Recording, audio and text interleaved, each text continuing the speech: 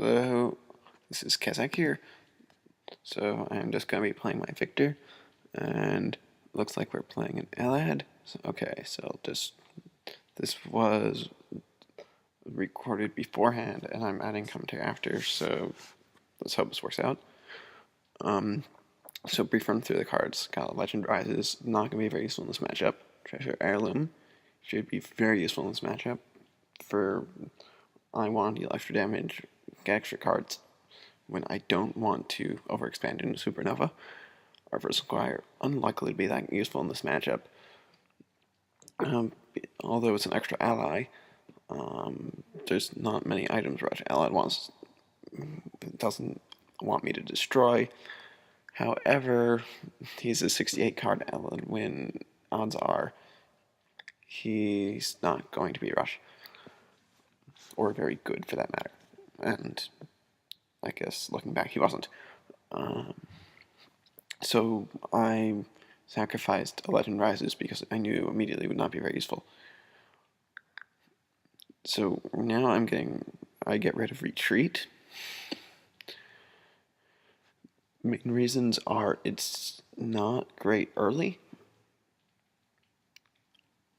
Tempo is important, but you have to be able to either have the board already to use the tempo advantage or use it to immediately take the board. In this case, I couldn't really do either at that point, so it would be better to just use things, Poison Arrow for those sort of things at the moment.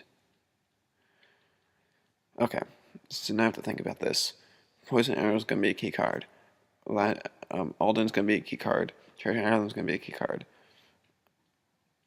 And I still do want the 2/5 extra ally, but Braxtonorian's also. So I actually work at my turn 3 Alad, turn 4 Treasure Island, turn 5 Braxtonorian, so I get rid of Artful Squire.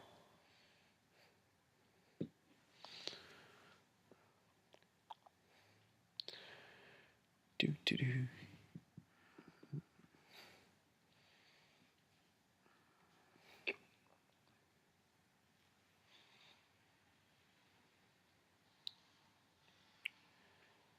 Now again, I go through my plan. Plus, I can get the poison arrow I have back for the cycling with Victor. So, yeah. The only problem here is now I'm very vulnerable to when Elad's going to clear the board with his invisibility, but at least I get 2 cards out of it.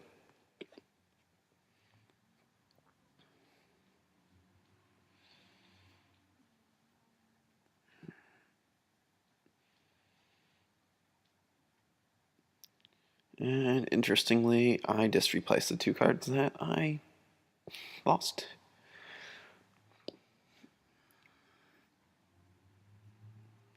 Okay, so now he has the board. And I want to figure out how to get that back. So I've got a few options here. I could use my ability plus Fleet-Footed Messenger. That'll kill him.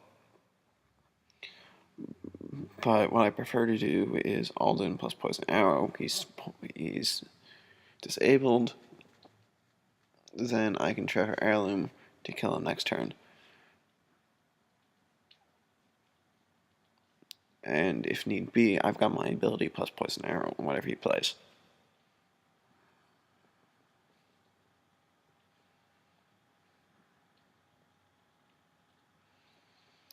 And another Treasure Heirloom.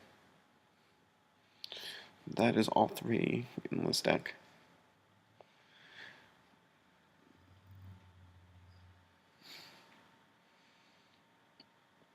And again, I can't really let the worm live, otherwise I'm at risk of Lightning Strike. So I am in fact going to pull back the Poison Arrow and take out the worm next turn, and I'll even get a resource for it.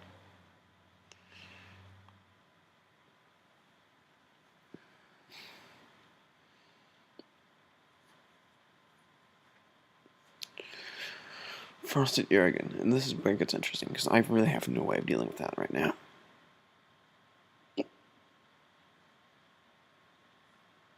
So, I want to play either the Braxnorian or the Earthen Protector. The problem with the Earthen Protector right now is he'll just kill it. And it's not going to do me any good. So if I play the Braxnorian first,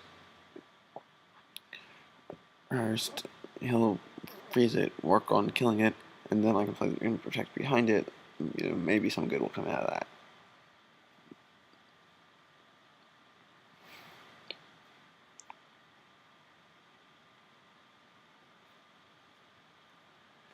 And he fireballs, so this really does not put me in a great spot, though I again get that Alden back. Problem with Seductress is I just have way too many resources right now. Very important early, but for this deck to work, but late game it just doesn't do all that much anymore. So now I want Earthen Protector. The problem right here is I'm putting myself at severe risk of him killing the Braxnorian and then freezing it with Ladwin's ability. That will put him against very good spotting of my board. Because although my guy's going to be beefy, he's going to be out of commission for a number of turns. Although I can immediately take out one thing with my ability plus Poison Arrow.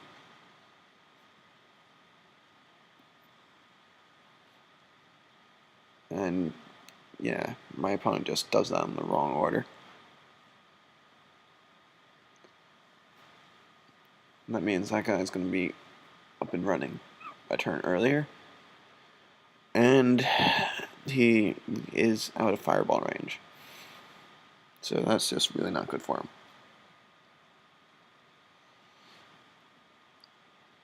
So here, it's just a question of, do I want to sacrifice something so I can Aeon and drop another ally? Really what I want to do is Poison Arrow the Irrigan, because that way it's disabled and I can get rid of it. There's no real need to use my ability on the thing, so what I'm going to do is Poison Arrow and then throw down an Aeon, who will be able to kill it next turn when backed up by Alden. And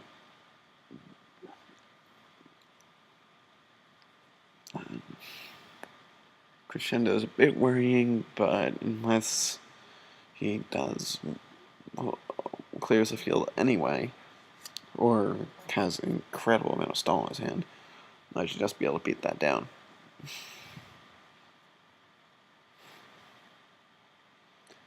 And he 2-for-1s himself to get rid of the Aeon. That's fine, I just draw another one. So first off, kill that, get to 9 resources, and now I can drop Aeon Alden.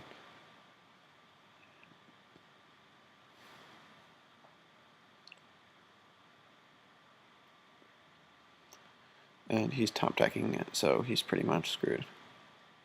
And he also has a really bad deck, so he's not even top decking well.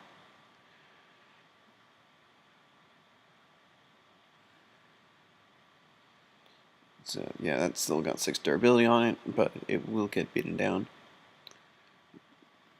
Now, what I actually should have done there, that was a big mistake, was I should have buffed Braxnorian Soldier.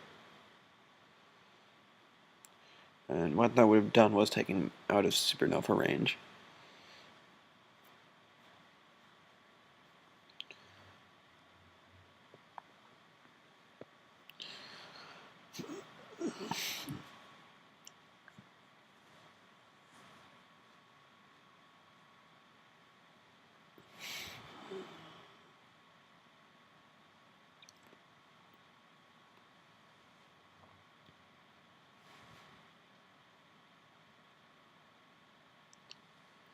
And he slowly starts whittling Aeon. That's not too big an issue.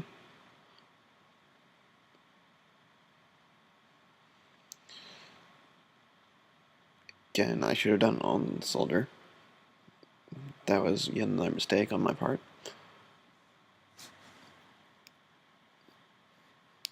Now, I want to attack with those two first, because they do not hit as hard as my other allies. So I want to use up the crescendo durability on them because it has 4 armor. And here was yet another mistake on my part, though this one is even smaller. Basically what's going on is all my guys are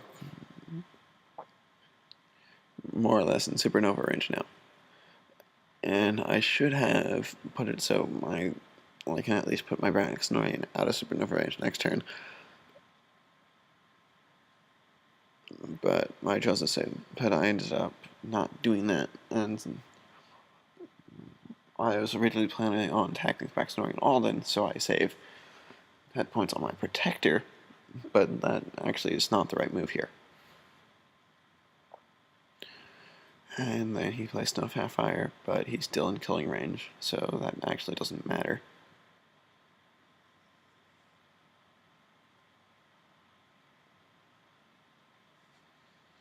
And that is game.